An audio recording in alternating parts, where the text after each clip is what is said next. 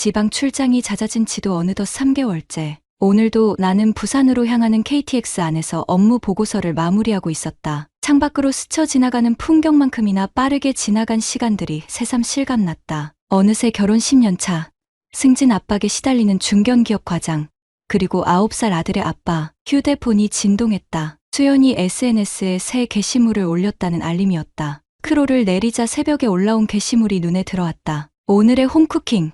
나만의 작은 호사. 고급스러운 와인 한 병과 파스타 요리가 놓인 식탁 사진이었다. 나는 문득 이상한 느낌의 다른 게시물들도 둘러보았다. 지난 달부터 올라온 사진들은 모두 감각적인 구도와 고급스러운 분위기가 담겨 있었다. 와인바, 부티크 호텔 라운지, 미슐랭 레스토랑, 모두 내가 아내와 함께 가본 적 없는 장소들이었다. 사진 속에는 항상 수연의 얼굴보다 음식과 장소가 주인공이었다. 그녀의 인스타그램 팔로워는 벌써 3만 명을 넘어섰고 요리 인플루언서로서의 입지도 확고해진 상태였다. 요즘은 레스토랑이나 와인 협찬도 자주 들어온다고 했었다. 협찬이겠지. 나는 스스로를 안심시키려 중얼거렸지만 왠지 모를 불안감은 쉽게 가라앉지 않았다. 특히 그 게시물들이 올라온 날짜가 모두 내 출장일과 맞아떨어졌다는 사실이 마음 한구석을 불편하게 했다. KTX가 부산역에 도착했다. 미팅 장소로 향하는 택시 안에서도 계속 아내의 SNS를 들여다보았다. 얼마 전부터 수연의 게시물에는 전에 없던 해시태그들이 달리기 시작했다. 샵자기만족, 샵나르리한 시간, 샵소확행. 언제부턴가 수연은 나와 함께 있는 순간보다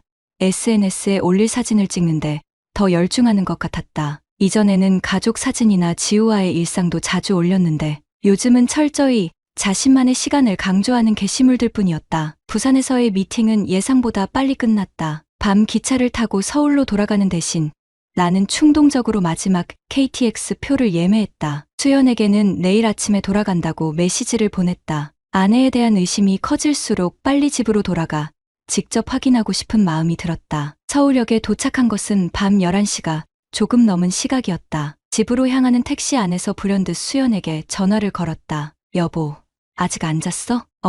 지금 막 씻고 나왔어. 미팅은 잘 됐어? 응. 생각보다 일찍 끝났어. 내일 첫 기차 타고 올게. 전화기 너머로 들려오는 아내의 목소리가 어딘지 들뜬 것 같았다. 배경에서는 희미하게 음악 소리가 들렸다. 집에서 혼자 음악을 듣고 있는 걸까? 아니면 집에 도착해 열쇠를 넣기 전 잠시 망설였다. 문득 내가 미친 짓을 하고 있는 건 아닌지 의문이 들었다. 10년을 함께한 아내를 의심하다니. 혹시 수연이 협찬받은 와인을 홀로 즐기는 모습을 본다면 내 의심이 얼마나 우스꽝스러운 것인지 깨닫게 될 것이다. 현관문을 조용히 열자 집 안은 고요했다. 불은 모두 꺼져 있었고 지우는 이미 깊은 잠에 빠진 듯했다. 내 방향으로 살금살금 걸어가던 중 거실 탁자 위에 놓인 것이 눈에 들어왔다. 와인잔 2개. 하나는 비어 있었고 다른 하나에는 붉은 와인이 반쯤 남아 있었다. 그때 침실에서 뭔가 떨어지는 소리가 들렸다. 나는 소리 없이 다가가 문을 살짝 열었다. 침대 옆 탁자 위에 놓인 가족사진 액자가 바닥에 떨어져 있었다. 수연은 깊이 잠든 채 몸을 뒤척이며 꿈속에서 중얼거리고 있었다. 나는 조심스럽게 떨어진 액자를 집어들었다. 유리에는 가느다란 금이 가 있었다. 우리 가족의 웃는 얼굴 위로 선명하게 그어진 균열. 그 작은 틈 사이로 무언가 차갑고 불안한 예감이 스며드는 듯했다. 침대 옆에 놓인 수연의 휴대폰이 불빛을 내며 진동했다. 나는 그 화면을 볼 수 없었지만 이 늦은 시간에 누가 메시지를 보내는 걸까? 아내를 의심하는 것이 마음에 걸렸지만 그 불안감은 이제 외면할 수 없을 만큼 커져 있었다. 침대 옆 테이블 위에는 수연이 즐겨 읽는 소설책과 함께 메모장이 놓여 있었다. 흘겨본 메모장에는 주말에 방문할 레스토랑 리스트가 적혀 있었다. 그 날짜는 내 다음 출장 일정과 정확히 일치했다. 금이 간 가족사진 액자를 내 책상 서랍에 넣은 지 일주일이 지났다. 새 액자를 사려 했지만 그 균열이 마음에 남아 참아버리지 못했다. 아침마다 서랍을 열어 그 금이 간 우리 가족의 모습을 바라보는 것이 일종의 의식처럼 되어버렸다. 평일 저녁 늦은 퇴근길에 편의점에 들렀다. 아들 지우가 좋아하는 아이스크림을 사려는 참이었다. 계산대 앞에서 우연히 지갑 속 영수증 한 장이 눈에 들어왔다. 지난주 토요일 강남의 와인바에서 결제된 내역이었다. 17만 원. 내 카드로 결제되었지만 그날은 분명 대구 출장으로 서울에 없었다. 집에 돌아와 현관문을 열자 온 집안에 고소한 파스타 향이 가득했다. 수연은 주방에서 요리 중이었고 지우는 거실에서 숙제를 하고 있었다. 평화로운 일상의 풍경, 하지만 내 마음은 이미 평온과는 거리가 멀었다. 민재야, 오늘은 봉골레 파스타 만들었어. 새 레시피 테스트 중이야. 수연의 목소리는 밝았지만 내 귀에는 어딘지 어색하게 들렸다. 식탁에 앉아 아내가 내온 파스타를 바라보았다. 하얀 접시 위에 완벽하게 플레이팅된 요리는 마치 그녀의 인스타그램에 올라온 사진 그대로였다. 아빠, 이거 봐요. 오늘 학교에서 그린 거예요. 지우가 자랑스럽게 그림을 내밀었다. 그림 속에는 3명의 인물이 그려져 있었다. 엄마, 아빠, 그리고 지우 자신. 하지만 이상하게도 아빠와 엄마 사이에는 긴 선이 그어져 있었다. 마치 우리를 분리하려는 듯한 선. 지우야, 이 선은 뭐니? 그냥요. 요즘 엄마랑 아빠가 같이 있는 걸 못 봐서. 아이의 말이 가슴을 찔렀다. 우리가 얼마나 멀어졌는지 9살 아들의 눈에도 보일 만큼 소원해진 관계였던 것이다. 수연은 잠시 요리하던 손을 멈추고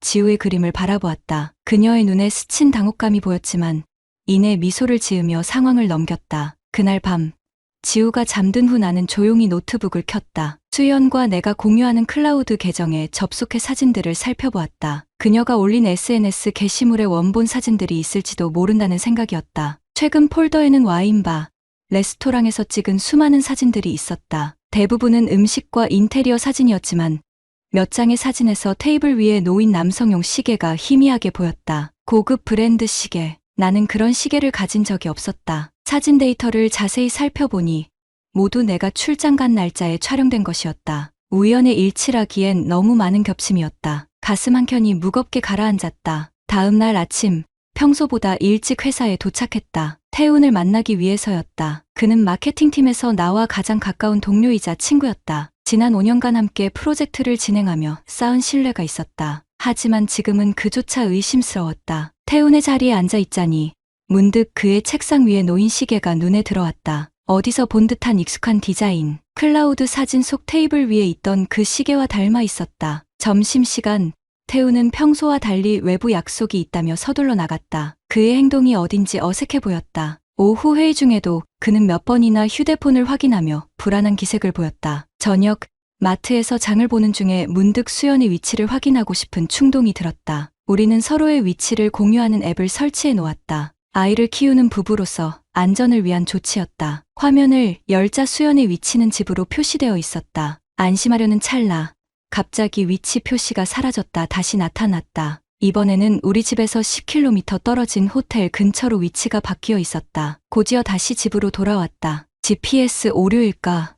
아니면 그날 밤 늦게 나는 수연의 휴대폰 비밀번호를 입력했다. 우리 아들의 생일이었다. 아내가 깊이 잠든 후 조심스럽게 그녀의 메시지를 확인하는 내 모습이 비참하게 느껴졌다. 10년간 지켜온 신뢰가 이렇게 깨지는구나. 태훈과의 메시지 내역은 깨끗했다. 지워진 것인지 아니면 정말 아무것도 없는 것인지 알 수 없었다. 하지만 SNS 다이렉트 메시지에는 비공개 대화방이 있었다. 프로젝트 T라는 이름의 채팅방. 열어보려는 순간 수연이 몸을 뒤척였다. 나는 급히 휴대폰을 제자리에 놓고 눈을 감았다. 심장이 미친 듯이 뛰었다. 수연은 이내 다시 깊은 잠에 빠져들었다. 천장을 바라보며 밤새 잠을 이루지 못했다. 매일 함께 지내온 사람을 이토록 의심하는 내 모습이 낯설었다. 수연은 분명 변했다. 하지만 변한 것은 그녀뿐일까?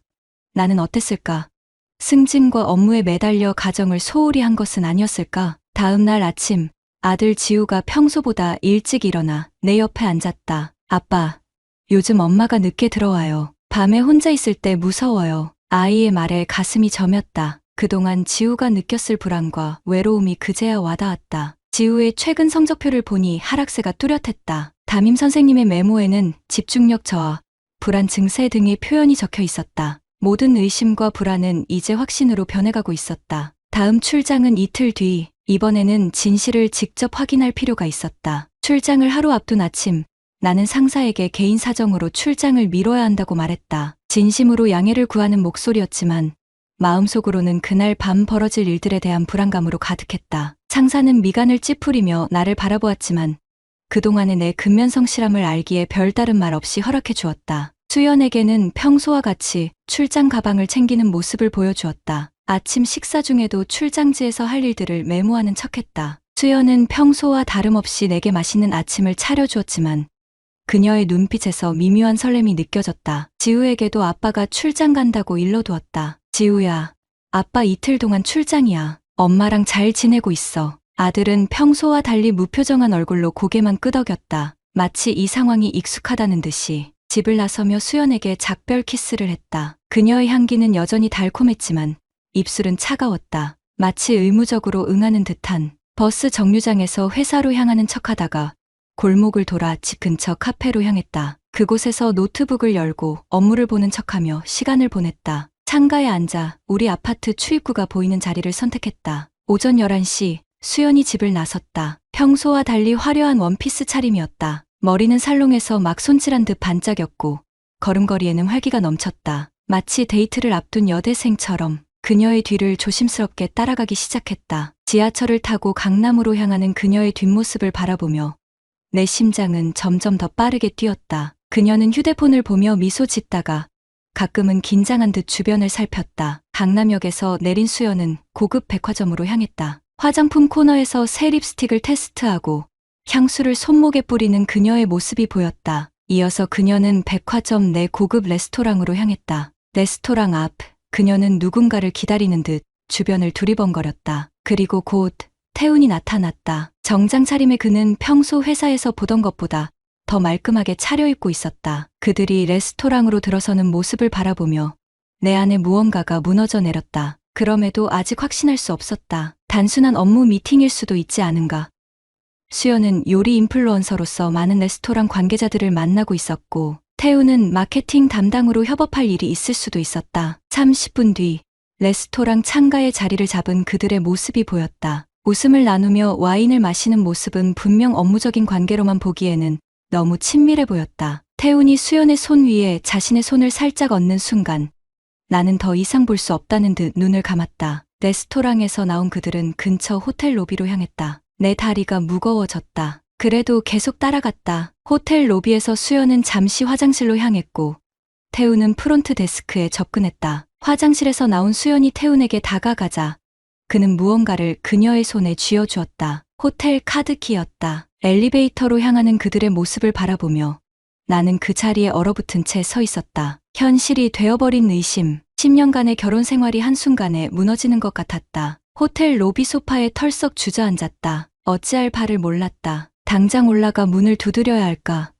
아니면 조용히 돌아가 이혼을 준비해야 할까? 그때 휴대폰이 울렸다. 지우 학교였다. 아들이 갑자기 복통을 호소하며 조퇴했다는 연락이었다. 수연에게 연락이 안 된다고 했다. 나는 정신을 차리고 바로 학교로 향했다. 보건실에 누워있는 지우의 얼굴은 창백했다. 하지만 의사 선생님은 신체적 이상은 없다고 했다. 시민성 복통이란다. 마음의 상처가 몸으로 나타난 것이다. 아빠, 오늘 출장 아니었어요? 지우의 순진한 질문에 가슴이 저몄다. 아들에게 거짓말을 했던 것이 부끄러웠다. 하지만 지금 진실을 말할 수는 없었다. 급한 일이 생겨서 출장을 미뤘어. 아들, 요즘 힘든 일 있니? 지우는 한참을 침묵하다 입을 열었다. 엄마가 자주 밤에 나가요. 그리고 아저씨, 전화가 와요. 아들의 말이 가슴을 찔렀다. 지우는 이미 무언가를 눈치채고 있었다. 아이의 마음에 상처를 준 것은 결국 우리 부부였다. 집으로 지우를 데려와 재운 후 나는 결심했다. 증거를 수집해야 했다. 휴대폰을 열어 위치 공유 앱을 확인했다. 수연은 여전히 그 호텔에 있었다. 저녁 6시.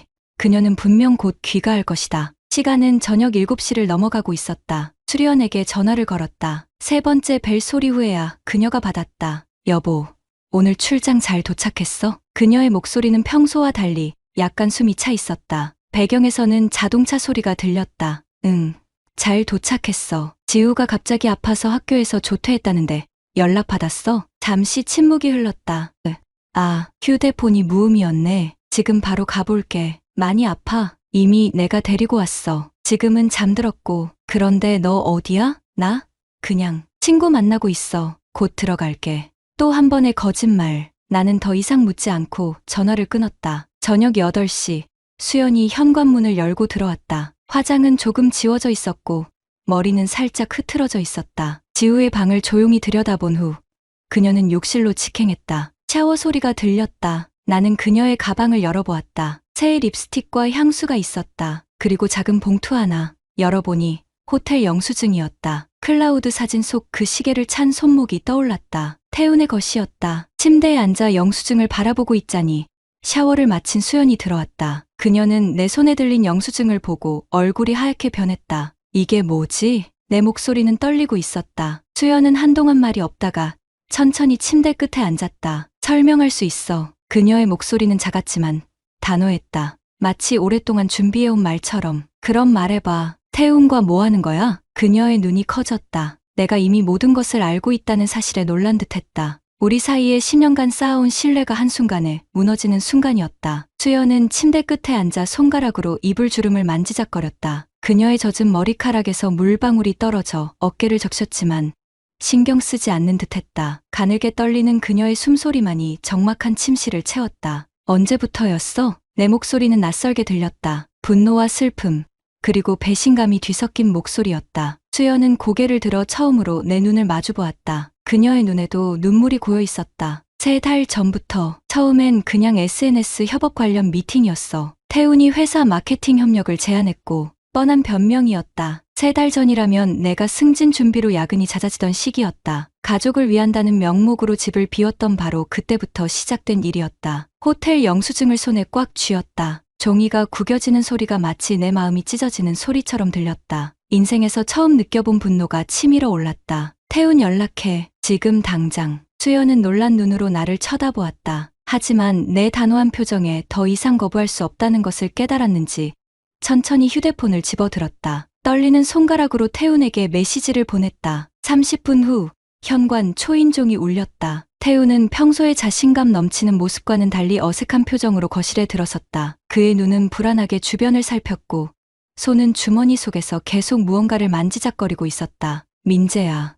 이게. 태훈의 말을 자르고 나는 조용히 휴대폰을 꺼냈다. 오늘 찍은 사진들이 있었다. 레스토랑에서 수연의 손을 잡는 모습, 호텔로 들어가는 두 사람의 뒷모습. 설명할 기회는 줬어. 이제 듣고 싶은 건 진실뿐이야. 태훈은 깊은 한숨을 내쉬며 소파에 주저앉았다. 그의 고급 시계가 램프빛에 반짝였다. 수연이 찍은 사진 속 그 시계였다. 처음엔 정말 업무적인 만남이었어. 수연이 그렇게 재능 있는 사람인 줄 몰랐어. 회사 제품 홍보에 도움이 될 것 같아서. 태훈의 말은 겉돌고 있었다. 진심이 담겨있지 않은 변명이었다. 내 친구이자 동료라고 믿었던 사람의 이런 모습이 더욱 실망스러웠다. 내가 언제부터 내 아내에게 관심이 있었는지 정확히 말해봐. 태훈은 잠시 망설이다 입을 열었다. 민재의 결혼식 때부터. 사실 승무원이었던 수연이 처음부터 눈에 들어왔어. 하지만 넌 내 친구였고 그때는 정말 그뿐이었어. 10년 전 우리 결혼식 날의 기억이 스쳐 지나갔다. 태훈은 우리의 줄에석 옆에서 축하 인사를 건넸었다. 그때부터 그는 내 아내를 탐했다는 말인가? 수연은 고개를 숙인 채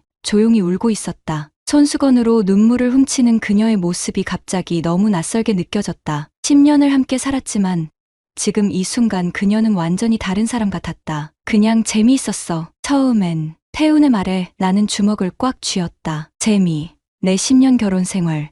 가족의 행복. 아들의 안정이 그에게는 그저 재미였던 것이다. 민재가 요즘 너무 바빴고 나는 외로웠어. 수연의 작은 목소리가 거실에 퍼졌다. 그녀의 말이 변명처럼 들렸지만 한편으로는 내가 놓치고 있던 부분을 정확히 짚어냈다. 나는 승진과 경력에 집중하며 가정에 소홀했던 것이 사실이었다. 10년 동안 한 번도 내 SNS에 관심 가져본 적 없잖아. 내가 뭘 하는지, 무엇을 원하는지. 태훈은 적어도 내 콘텐츠를 봐주고 칭찬해줬어. 수연의 말이 가슴을 찔렀다. 그녀의 SNS 활동이 단순한 취미라고만 생각했던 나의 무심함이 떠올랐다. 하지만 그것이 불륜을 정당화할 수는 없었다. 그래서 내가 바빠서 내 SNS를 안 봐줬다고 다른 남자를 만나도 되는 거야? 내 목소리가 높아졌다. 그동안 참고 있던 분노가 폭발하는 순간이었다. 그때 방문이 살짝 열리며 지우의 작은 얼굴이 보였다. 아들은 눈을 비비며 우리를 바라보고 있었다.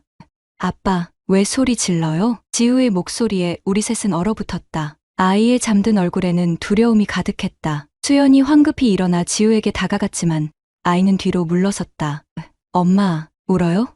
아까 말한 그 아저씨예요? 지우의 질문에 수연은 당황한 표정을 지었다. 아이는 이미 무언가를 눈치채고 있었던 것이다. 태훈은 불편한 표정으로 자리에서 일어났다. 내가 가는 게 좋겠어. 태훈이 문을 향해 걸어가려는 순간 나는 그의 팔을 잡았다. 10년 우정, 회사에서의 협력 관계, 그리고 우리 가족의 평화를 무너뜨린 그에 대한 분노가 치밀어 올랐다. 그냥 가면 다 끝인 줄 알아? 나도 모르게 태훈의 셔츠 깃을 잡아챘다. 그의 눈에는 두려움이 스쳤지만 곧 냉소적인 미소로 바뀌었다. 진정해, 민재야. 우리 둘 다 성인이고 수연도 원했던 거야. 태훈의 말에 나는 참았던 분노를 터뜨리고 말았다. 주먹이 그의 얼굴을 향해 날아갔다. 아슬아슬하게 피한 태훈이 비틀거리며 뒤로 물러섰다. 아빠, 그만해요. 지우의 울음소리가 거실에 울려 퍼졌다. 아이는 무서움에 떨며 우리를 바라보고 있었다. 수연은 급히 지우를 안고 방으로 들어갔다. 태훈은 흐트러진 옷매무새를 가다듬으며 문을 향해 걸어갔다. 그의 마지막 말이 내 귀에 꽂혔다. 미안하다, 민재야. 하지만 내가 일에만 집중할 때 수연은 정말 외로웠어. 그 점만은 알아줬으면 해. 문이 닫히고 거실에는 나 혼자만 남았다. 벽에 걸린 시계의 초침 소리만이 정막을 깨뜨렸다. 소파에 털썩 주저앉아 얼굴을 감쌌다. 지금 이 순간 내 인생의 모든 것이 산산조각 나는 것만 같았다. 수연이 지우를 재운 후 거실로 나왔다. 그녀의 눈은 붉게 부어 있었다. 지우가 겨우 잠들었어. 많이 놀랐나 봐. 아이를 생각하니 가슴이 무너져 내렸다. 지우는 어떤 마음으로 오늘 밤의 일들을 기억할까? 부모의 싸움, 낯선 아저씨의 방문, 아빠의 분노. 태우는 괜찮아? 수연의 질문에 나는 차갑게 웃었다. 아직도 그가 걱정되냐는 말인가? 이제 와서 태운 걱정이야? 우리 가정은? 지우는? 수연은 한참을 침묵하다 입을 열었다. 민재 씨, 정말 미안해요. 나도 내가 왜 이런 선택을 했는지 모르겠어. 요즘 SNS 활동이 잘 되면서 많은 관심을 받다 보니 나도 모르게 현실과 가상 세계의 경계가 흐려진 것 같아. 그녀의 말에는 진정성이 느껴졌지만 그것만으로 무너진 신뢰를 회복하기엔 부족했다. 10년의 결혼 생활이 한순간에 무너져 내린 지금, 앞으로 우리는 어떻게 해야 할까? 지우 때문에라도 우리 다시 시작할 수 없을까? 수연의 목소리는 희망과 두려움이 섞인 채 떨리고 있었다. 나는 아무 말 없이 창밖을 바라보았다. 새벽이 밝아오고 있었다. 어제와 같은 하늘, 어제와 같은 풍경. 하지만 더 이상 같은 우리가 아니었다. 아침이 밝았다. 소파에서 뜬 눈으로 밤을 지새운 나는 무거운 몸을 일으켰다. 거실 창문으로 비치는 햇살이 어제와 다름없이 따스했지만 내 마음은 한겨울처럼 차가웠다. 테이블 위에는 어젯밤의 흔적이 고스란히 남아있었다. 구겨진 호텔 영수증, 반쯤 남은 물잔, 그리고 태훈이 놓고 간 자동차 키. 화장실 거울 속 내 얼굴은 마치 10년은 더 늙어버린 것 같았다. 붉게 충혈된 눈, 수염이 덥수룩하게 자란 턱, 그리고 깊게 파인 미간의 주름까지. 이게 내 모습인가? 지난 밤의 기억들이 파도처럼 밀려왔다. 오늘은 회사에 전화해 휴가를 냈다. 퇴근 시간까지 태훈에게 연락이 없자 상사가 내게 전화를 걸어왔다. 태훈이 갑자기 사직서를 제출했다는 것이다. 그의 사직 이유는 개인 사정이라고만 적혀 있었다. 회사 동료들 사이에서는 벌써 여러 소문이 돌고 있었다. 내가 태훈을 폭행했다는 이야기부터 둘 사이에 프로젝트를 두고 큰 갈등이 있었다는 말까지. 지우는 오늘 학교에 가지 않았다. 아침에 일어나자마자 복통을 호소했다. 어제의 충격이 아이의 몸에 그대로 전해진 것 같았다. 수연은 평소와 달리 조용히 아침 식사를 준비했다. 테이블에 앉은 우리 세 사람 사이에는 무거운 침묵만이 감돌았다. 아빠, 오늘 회사 안 가요? 지우의 작은 목소리가 정막을 깨뜨렸다. 나는 억지로 미소를 지으며 고개를 끄덕였다. 아이에게 평소와 다름없는 모습을 보여주고 싶었지만 내 표정이 얼마나 어색한지 스스로도 알 수 있었다.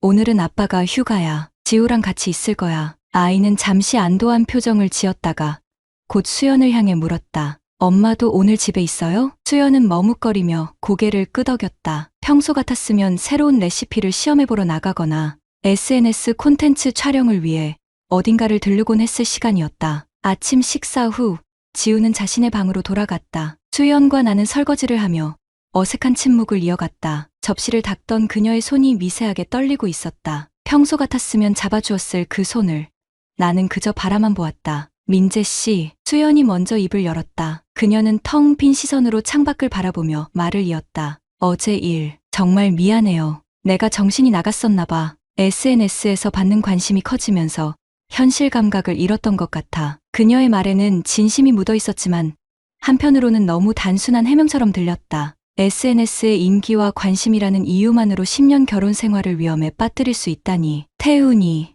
연락 왔어? 내 질문에 수연은 고개를 가로저었다. 그녀의 눈가에 맺힌 눈물이 햇빛에 반짝였다. 그 눈물이 진정한 후회에서 나온 것인지 아니면 들킨 것에 대한 당혹감 때문인지 알 수 없었다. 오후, 지우가 낮잠을 자는 동안 나는 조용히 수연의 SNS 계정들을 둘러보았다. 팔로워 수가 꾸준히 증가해온 그래프, 수많은 댓글과 좋아요, 그리고 여러 브랜드들의 협찬 제안까지. 그녀가 말한 관심이란 것이 이런 것들이었구나. 그녀에게 이런 가상의 인정이 실제 가족보다 더 중요했던 걸까? 태훈과의 비밀 대화방에는 더 이상 접근할 수 없었다. 아마도 지워진 듯했다. 하지만 다른 메시지들 속에서 나는 수연의 내면을 엿볼 수 있었다. 그녀는 종종 자신의 일상이 지루하다고, 더 많은 것을 경험하고 싶다고 토로해왔다. 승무원 시절 누렸던 자유와 다양한 경험들을 그리워하는 마음도 보였다. 옷장 안쪽에 숨겨져 있던 작은 상자에는 그녀가 승무원 시절 모은 기념품들이 고이 보관되어 있었다. 각국의 작은 기념품들, 항공 티켓 스톱, 그리고 제복을 입은 그녀의 사진들. 뒷면에는 꾸준히 날짜와 함께 짧은 문장들이 적혀 있었다. 오늘도 자유롭게. 세상은 넓고 할 일은 많다. 내 인생의 주인공은 나. 난 그동안 수연이 육아와 가사를 담당하며 자신의 꿈을 포기한 것에 대해 얼마나 생각해봤을까. 그녀의 SNS 활동이 단순한 취미가 아니라 잃어버린 자아를 찾기 위한 노력이었다면, 이런 생각들이 머릿속을 맴돌았지만 그렇다고 해서 그녀의 배신을 용서할 수 있는 것은 아니었다. 저녁이 되자 지우는 식탁에서 숙제를 하기 시작했다. 그의 공책에는 우리 가족이라는 제목의 글이 써져 있었다. 학교 과제였다. 처음 몇 줄을 읽다가 나는 가슴이 저몄다. 우리 아빠는 회사에서 열심히 일해요. 아빠는 항상 피곤해 보이지만 저와 엄마를 위해 매일 일해요. 우리 엄마는 요리를 잘해요. 요즘 엄마는 SNS에서 유명해져서 바빠요. 가끔 외롭지만 엄마가 행복해 보여서 저도 기뻐요. 아이의 순수한 마음이 담긴 글에 눈시울이 뜨거워졌다. 지우는 자신보다 부모의 행복을 먼저 생각하고 있었다. 그런 아이에게 우리는 어떤 상처를 주고 있었던 걸까? 밤, 지우를 재운 후 수연과 나는 처음으로 제대로 된 대화를 나누었다. 서로의 감정을 솔직하게 털어놓는 시간이었다. 내가 SNS 활동을 시작한 건 솔직히 심심해서였어. 육아와 가사만으로는 채워지지 않는 공허함이 있었어. 내 정체성을 잃어가는 것 같았거든. 수연의 고백에 나는 그동안 보지 못했던 그녀의 내면을 보게 되었다. 그녀는 계속해서 말을 이었다. 태우는 내 콘텐츠를 진심으로 관심 있게 봐주는 첫사람이었어. 처음엔 정말 업무적인 관계였는데 점점 그녀의 말을 들으며 나는 지난 시간들을 돌아보았다. 얼마나 그녀에게 관심을 가져주었던가. 매일 새로운 요리를 선보여도 맛있다는 말 한마디로 끝내버렸던 나의 무심함. 그녀의 SNS를 한 번도 제대로 들여다보지 않았던 무관심. 그래도 그건 변명이 될 수 없어. 내가 한 선택이고 내가 모든 책임을 져야 해. 수연의 말이 끝나자 거실에는 다시 침묵이 흘렀다. 창밖으로 보이는 밤하늘에는 별 하나 없이 구름만 가득했다.